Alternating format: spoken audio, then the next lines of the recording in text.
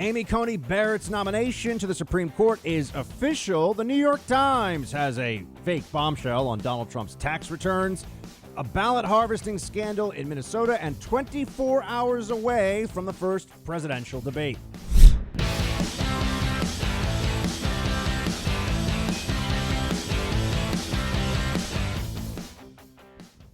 Welcome, friends, to the Buck Sexton Show. Great to have you here. Honor and a privilege. And my, oh my, we have much to get into today, much to discuss. So Amy Coney Barrett is going to be the Supreme Court nominee to take over the RBG seat. And the libs are triggered, but there's very little that it seems they have been able to offer up so far as resistance. In fact, what I've seen mostly is that they complain, they whine about ACB being called ACB because it sounds like RBG, and only, some initials like that are allowed for someone as great as RBG, right? So that's what they're saying. Don't call her ACB, which it's like they've never been to high school before. Don't they know that it's ACB, Amy Coney Barrett? Come on, right? If you're going to say don't call someone that because it annoys you, then people tend to say, well, now we're definitely going to call her that. And that's the way this is going to shake out. That's the reality, I think, here. So as for their attempts to undermine her, I mean, here you had CNN Politics. The Supreme Court is on the verge of a historic transformation that could wind back the law in America for decades. What does that even mean? Wind back the law. Notice how a court decision that goes in favor of what the libs want is settled always and forever. But everything else is up for discussion, right? You know, the law of the land, when it came to marriage, was the same for a couple of hundred years. Then the Supreme Court came along and said, no, it's different now. Right? So whether you agree or disagree with the ruling, I'm just saying things change, libs. The composition of the court changes. Maybe don't have people legislate from the bench and you won't have to worry so much about who sits on the Supreme Court, although I don't think they're going to change that mentality anytime soon. But with ACB, you have a brilliant, attractive, successful mother of 7, a devout Roman Catholic. She's got 2 adopted children from Haiti. She's a carpool mom, a patriot, a constitutionalist, and she's humble. And the left absolutely hates her, despises her.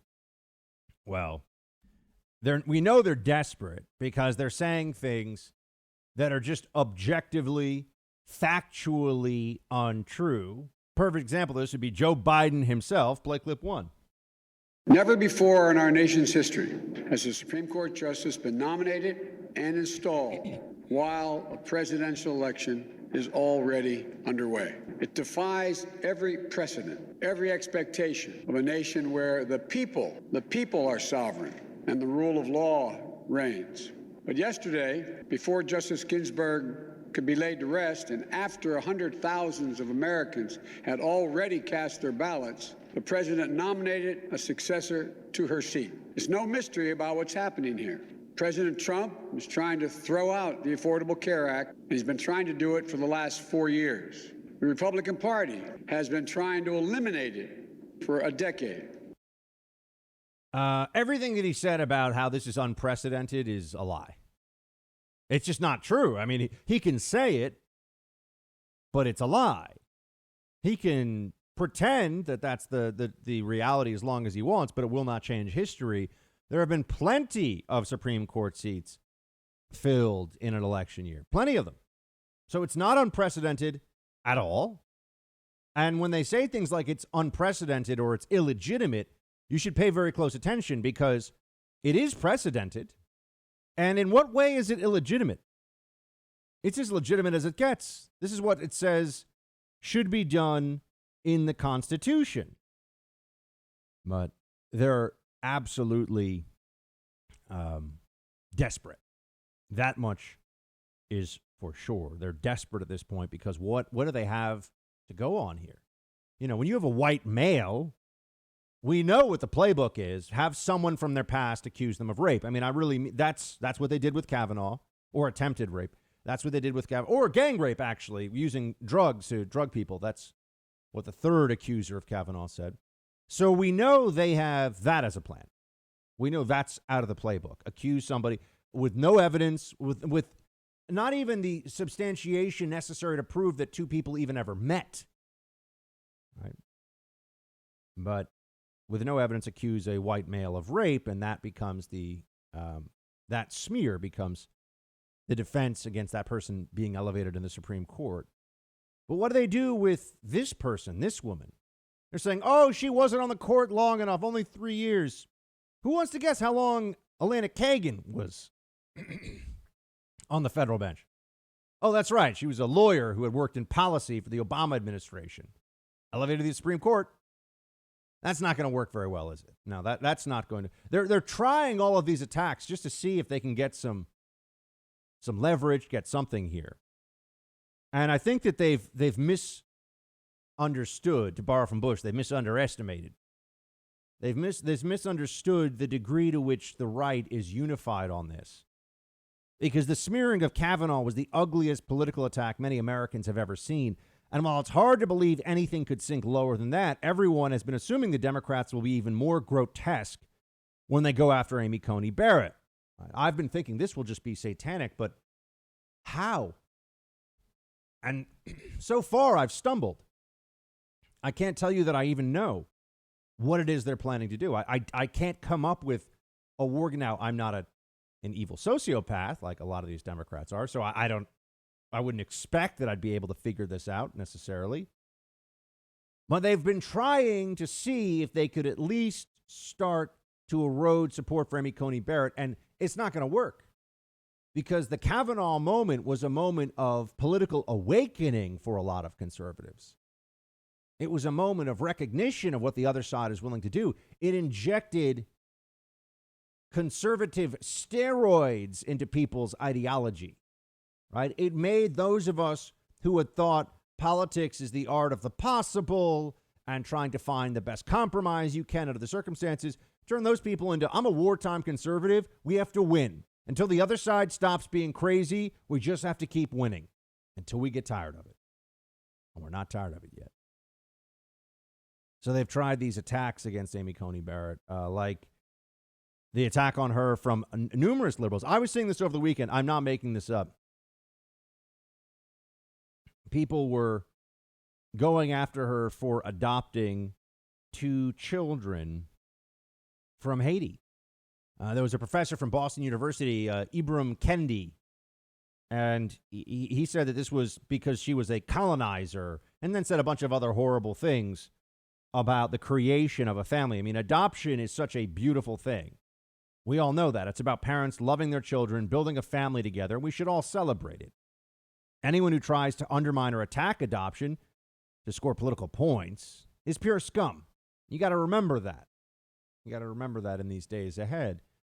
And you see this with what they've done to the Amy Coney Barrett nomination. They're trying to undermine her family and suggest there's something off or even insidious about Amy Coney Barrett adopting 2 children from Haiti because she's part of the white oppressor narrative. That's what Ibram Kendi was saying, professor at Boston University, who's considered an expert on race.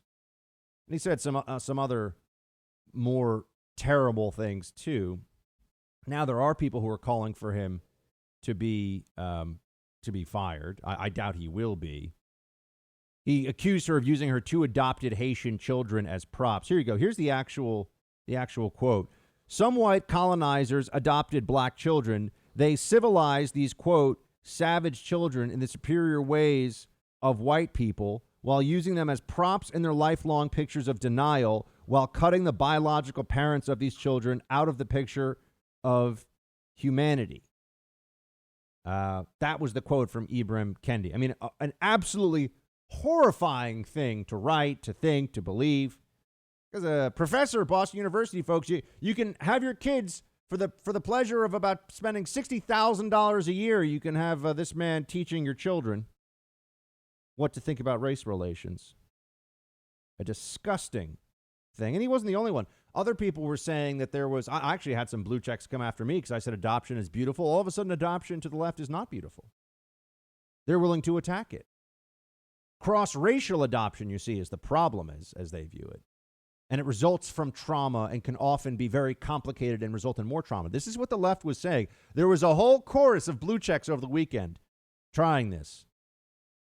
But the American people, for the most part, those who aren't suffering from ACB derangement syndrome, they saw through it. They understood how appalling this was, how honestly just evil it was. And so far, they have nothing.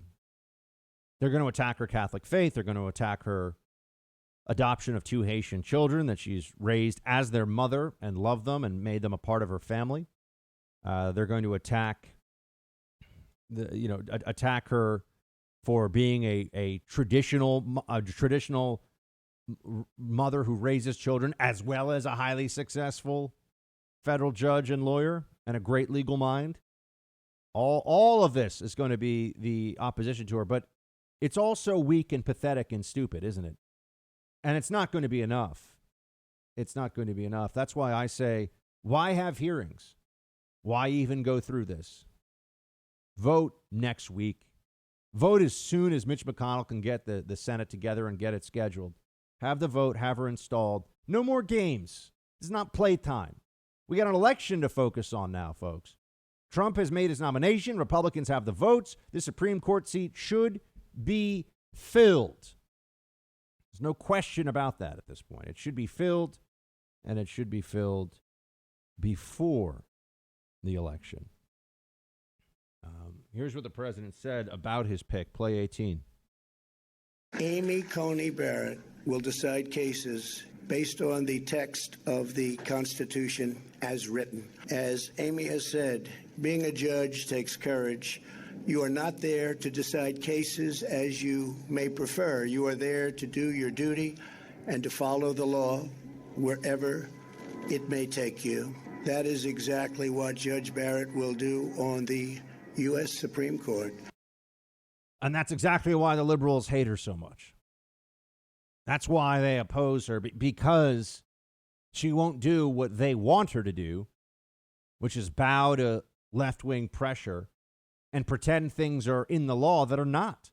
Pretend things are supported by the Constitution that are just not. Liberals have created an entire jurisprudence based on whim and desire, and that's very hard to defend.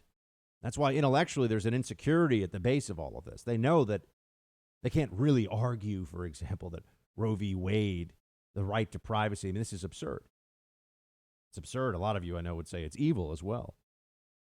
But they're used to this super legislator, and they've always had in the back of their mind that the Supreme Court would give them what they want when they couldn't get it through the Congress, and that may change.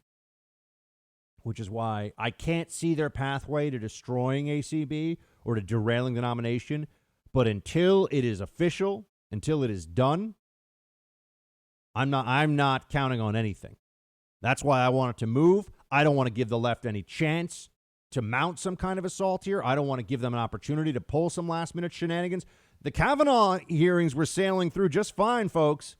And then they sprung the fake sexual assault allegations on him. And then people were coming from all over the place to make up absurd allegations against the president. I mean, against Kavanaugh, rather. Well, they make them against the president, too. That's why it has to be done before the nomination, and before the election, rather. And I think it has to be done as soon as possible. No Senate hearings.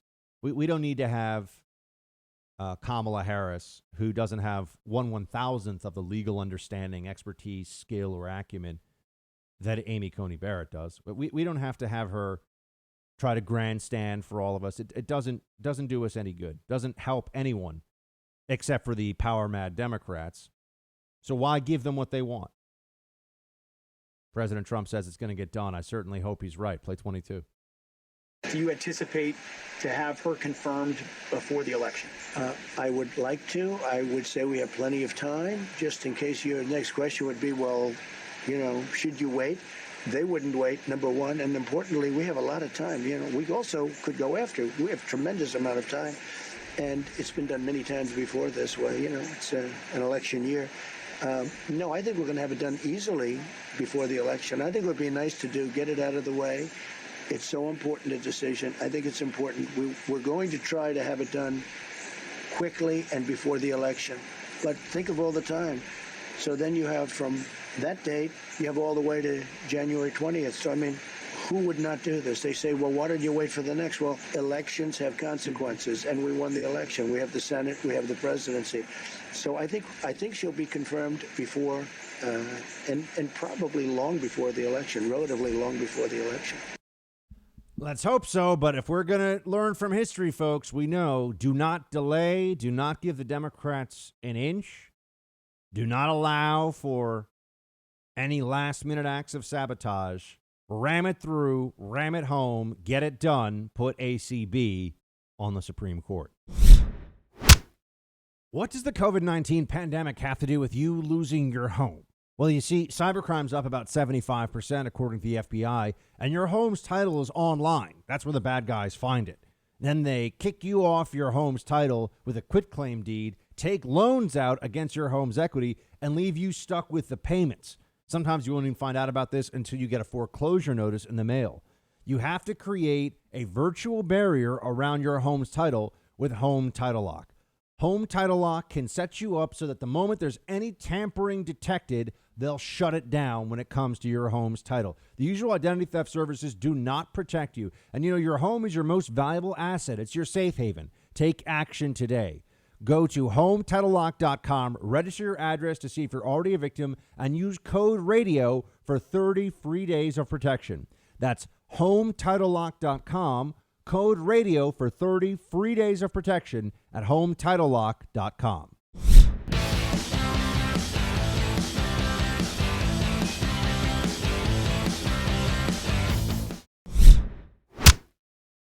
I clerked for Justice Scalia more than 20 years ago, but the lessons I learned still resonate. His judicial philosophy is mine too. A judge must apply the law as written. Judges are not policymakers, and they must be resolute in setting aside any policy views they might hold. Isn't that so straightforward and obvious and easy? At least as a concept to understand, judges apply the law as written. They don't decide what they want and then just pretend that's what the law says. And yet the left hates that. They reject that. That was Amy Coney Barrett telling you what's at the center of her jurisprudence, which is very similar to what Scalia was always saying, which is, look, I'm not here, meaning the judge, not here to give you what you want or I want. It's what does the law say? And the left rejects that. I want to remind you all to go check out the Socialism Survival Guide, 8 radical predictions that will come true after this upcoming election, how to prepare for them. Just go to bucksextonbook.com. That's bucksextonbook.com. It's my book, folks, the Socialism Survival Guide. I wrote it. I actually did write it. I didn't have someone else write it for me. A lot of people in this business do that. I wrote it. I think you should definitely check it out. I get into all of the biggest issues in the country and why the class warfare we've seen this year going into 2020 and then with COVID and BLM is only going to worsen. The riots, the looting are going to grow more destructive over time, and the government's embrace of socialism is going to widen as a result of all this. And if we're not careful, we are going to be a socialist nation much sooner than a lot of people would think is possible right about now. So bucksextonbook.com, you'll see there's some verbiage, some promo on the book there. Just go to the bottom, order the book, and also you can sign up for a $1 subscription to a newsletter from my friends at Stansberry Research. So I highly recommend you do that. I use Stansberry Research all the time in my own investing. bucksextonbook.com. You can buy the book and also get a subscription, or just get the book. But I say do both at bucksextonbook.com.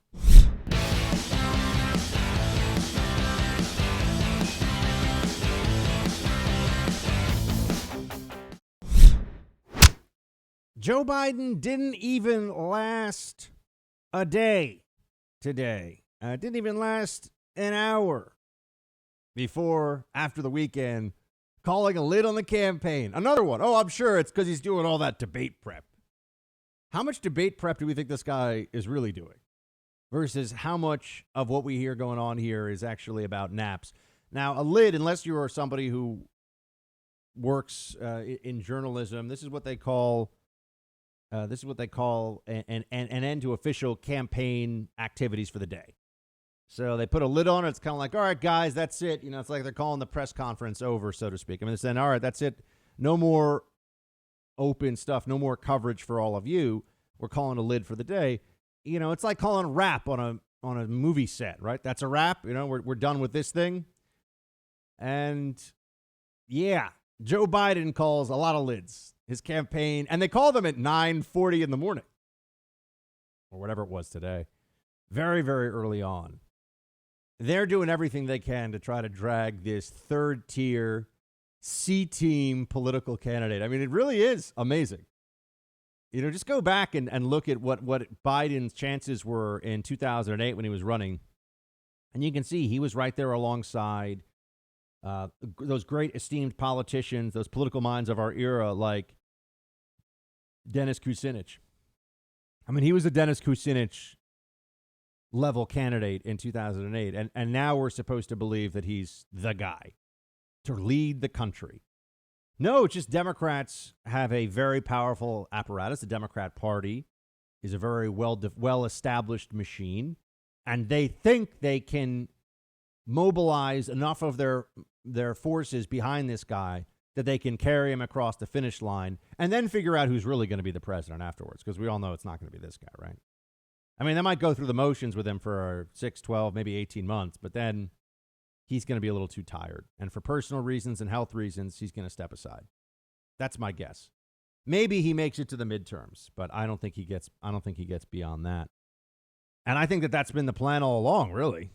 He was initially saying he wasn't going to run for a second term, but then he realized that that was giving a lot of credibility to those who were saying, well, you're too old for this. If you can't run for a second term because of age and infirmity, why would you run for a first? It's a big country. We got a lot of people. And that's what I want to remind everybody of. With Biden, you've got to think, what makes Biden better than any other Democrat politician other than the fact that he's just been in the game a really long time? In what way is he different? In what way is he inspirational or special? It's not. And you could have Nancy Pelosi running for president. You could have Chuck Schumer running for president. It'd be the same thing. You can get the same kind of presidency. In fact, I think Nancy and Chuck are both, I think they're, well, Chuck is definitely smarter than Biden. Nancy versus Biden, she's more shrewd than he is. She's more cunning. So I'll give her credit for that. Like I said, I give credit where it's due. But there's also the media trying to do everything they can to be sure that we don't have, you know, too much truth coming out about Biden. Right? They're going after, we're getting to the Trump tax returns a little bit. We're going after all that, and now we have something else that we have to look into for a second, which is that the media would rather just ignore everything about Joe Biden that is unpleasant and hope that no one figures anything out than do their jobs. Right? They'll go deep into Trump, and they're going to just give Biden a pass. This happens in every election. I know there's nothing new. You've seen this a million times. But here's a perfect example of a Bidenism that no politician who wasn't a Democrat and favored by the Democrat Party in a general election would ever get away with the press corps. This is not a hard one. As you know, in response to the ACB situation, I'm only going to call her ACB from now on, Amy Coney Barrett, ACB, replacing RBG. Sorry, libs. They could have had Ruth Bader Ginsburg step down during the Obama term, and quite honestly, she should have. She was in bad health. But no, they became a bunch of weird RBG cultists who would sit around talking about how she did this like sick kettlebell workout, man, and it was awesome, and it was weird. They got weird and made bad decisions. The public was in favor. The Democrats were of keeping RBG around in the role she was in, and they rolled the dice and they lost. That's it. It's as simple as that. They can say it's illegitimate. I saw, who's the particularly dumb senator from New York, Gillibrand. I saw her calling it an illegitimate process she won't take part in. If you're going to say something's illegitimate, you should be able to explain why. She can't explain why this is illegitimate. because it's not. She doesn't have an answer as to why we should consider this illegitimate, because you can't point to anything. It's, in fact, constitutional and clear as day that this should be completely acceptable, right? So, but of course, they want what they want, and they don't really care about that. But Biden, I love this. Biden gets away with something here that I hope the president hammers him on this point in the debates. And this debate, I do believe, is going to be the only way that Hillary went into the last debate thinking she's so much smarter and more poised and more presidential, and she could just be hello. She could just be her usual uncharming self, and everything would be fine. And I think that Trump was able to really get some good knocks in on her by just telling it like it is. Biden's going to go in there. He's going to be like your angry uncle at Thanksgiving who thinks he's the only person who's ever read a newspaper and is just going to be shouting over everybody. Biden's going to go full angry uncle. So get ready for that. But I hope that Trump pushes him on this issue specifically, because the Democrats have been threatening openly. I mean politicians. I mean the people who run the party. They've been threatening to pack the courts because of the ACB situation. And that's, of course, norm busting. That's illegitimate. That's in violation of existing rules and traditions and principle. But they don't care about any of that. But shouldn't Joe Biden, if his party is saying they want to do that, shouldn't he have to answer the question? Well, here's how Biden responds. Play 15. Have you ruled out expanding the Supreme Court as president under any circumstances whatsoever? I am not, and I know you're going to be upset with my answer. But what I'm not going to do is play the Trump game, which is a good game he plays. Take your eye off the issue before us. If I were to say yes or no to that, that becomes a big issue. That's the headline here. Yeah, because it's a big issue. So answer the question, you dumbass. Are you going to, are you going to pack the Supreme Court or not? And it's very straightforward. Are you going to support adding judges to the Supreme Court, changing the balance of that judicial body to suit your political whims, yes or no? He won't say no because that will upset his base. But if he says yes, we all understand that their complaints about norms and all this other crap are complete nonsense. Nobody else would be allowed to get away with this. Oh, I'm not going to focus on that thing, the most classic, evasive, slimy politician answer imaginable. I'm not going to play his game. This is like what you say to your wife when she catches you and you smell like booze and cigarettes. You said you're at the office late and, clearly you were out playing poker with the guys at the local whatever. And, you come home and she says, I can smell the booze and cigarettes on you. I'm not going to play that game, honey. I'm going to bed, What does that even mean? It means you're avoiding the subject. You're avoiding what actually happened, which is exactly what Joe Biden's doing here. And he's going to do a lot more of that, too. He's supposed to be a traditional, safe, trusted Democrat face for a party that is now far left and full of socialists and full of identity politics demagogues, and full of people that believe in critical race theory and are authoritarians and believe that the words existential threat should be used in connection to climate change constantly, right? These people are nuts.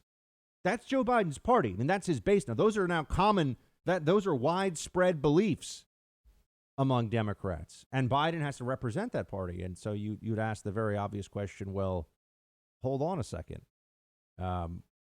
Why is it that Joe Biden is representing that party but won't answer questions that go directly to what he would do in order to deliver to the left-wing base?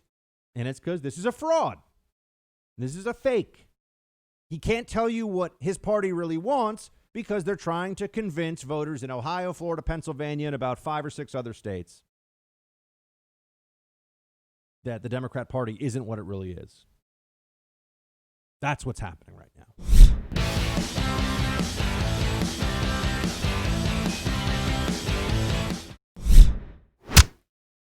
That's why I made it a priority my entire career to work closely with you. From the time I got to the Senate 180 years ago, as well as my tenure as vice president. 180 years ago. I mean, I guess, was he joking or is he just confused? You never know. You never know. I also like how his wife, Jill Biden, not to be confused with Dr. Jill Biden, who must be some other person, because having a PhD in education does not make you a doctor. I know some of you can yell at me for that. I don't care. Not budging on that one. Not going to budge. But Jill Biden and fake Tapper had to sit down from like 30 feet apart outdoors, because now this has become this virtue signaling interview thing. It's like people that retake their photo so that they have a mask on for their Twitter avatar, because that's keeping people safe, right? If your Facebook profile photo has a mask on, you're clearly stopping the spread of the virus. You notice how many people have done that? You really want to wear a mask in your profile photo? That's pretty dumb, isn't it? Well, no, people like to do this now. And I know Republicans do it too. I think it's weird. I think it's very weird. But they had the separation outdoors of about 30 feet between, not 6 feet. It was like she was at the 50-yard line of the football field and he was in the end zone kind of a thing. I mean, not that far, but got to show everybody how seriously they're taking the virus. We'll talk more about the virus lockdown, hysterics, and theatrics later on. Friends, I know some of you are tired. Some of you got tired of me talking about this a few months ago, and I said, well, get ready. It's not going to go away. You want them to keep annoying you? You want them to keep your businesses shut down? We have to fight back. They're not going to relent. We can't ride this out. They're going to keep pushing this crap. So are we going to say enough is enough? Or are we just going to keep saying, I don't want to talk about it. I just want to go back and watch Netflix and maybe things will get better. Yeah, Biden says he was going to be he was in the Senate 180 years ago. This is all, the pre-debate trash talking. And he says that Trump is, well, here you go, play 12. Look, the people know the president's a liar. I mean, they know that. It's not like it's going to come as a surprise. And so I'm prepared to go out and make my case as to why I think he's failed and why I think the answers I had to proceed will help the American people and the American economy and make us safer internationally. It is going to be difficult. I know. My guess is it's going to be just straight attack. They're going to be mostly personal. That's the only thing he knows how to do. He doesn't know how to debate the facts because he's not that smart. He doesn't know that many facts. He doesn't know much about foreign policy. He doesn't know much about domestic policy. He doesn't know much about the detail. And so he can do what he wants. I think he'll, like you said, it'll be mostly, personal attacks and lies. But I think the American people are onto him. I think we're on to Joe Biden because we know Joe Biden's not that smart. Even Democrats I know, in moments of honesty, will say, not that smart. He doesn't know many facts. What does Joe Biden know? Other than how to be a shill for the credit card companies and corporate America based out of Delaware for the last 30 years and say whatever the Democrat Party wants him to so that he can keep getting elected. What exactly does Joe Biden know? You know what his big idea? This goes back to when I was on the CIA's Iraq desk and I was seeing all the different stuff going to and from the White House. I had access to the PDB every single day. So, everything Iraq related, so I could see what was going on. And Joe Biden, or President's Daily Briefing, you guys all know that. But Joe Biden's big idea, and this was public, this obviously wasn't a PDB thing, during the Iraq War, when he was running for president in 2008, was that we should split the country into three, which some people hear and they say, yeah, that's okay. Well, when we're trying to stop sectarian violence, a civil war, and ethnic cleansing, which is what was going on in Iraq in 2006 and 2007 before the surge and the turnaround. But when you're trying to stop all of that, to then say we're going to cut the country into three, you see, then it's just to the victor goes the spoils. Then it's just what do we have to do to get the biggest piece of this we can as fast as we can. Effectively would have turned the violence up and made it much worse. So that was his big idea. Carve the country into three. In the middle of a civil war, carve it into three. and everyone that I knew who understood the Iraq issue pretty well at the time, where there were a tremendous amount of mistakes. Don't get me wrong. I mean, a lot of the Iraq experts were really experts in being incredibly wrong and showing bad judgment and destroying that country. Not that it was in good shape when we arrived, but you know what I mean. But Biden has been consistently wrong on every foreign policy issue for the last 40 years. Every idea that he's had has been the wrong idea as seen by history. And this is a guy who even Democrats have known, and they know this in their gut too, is a joke.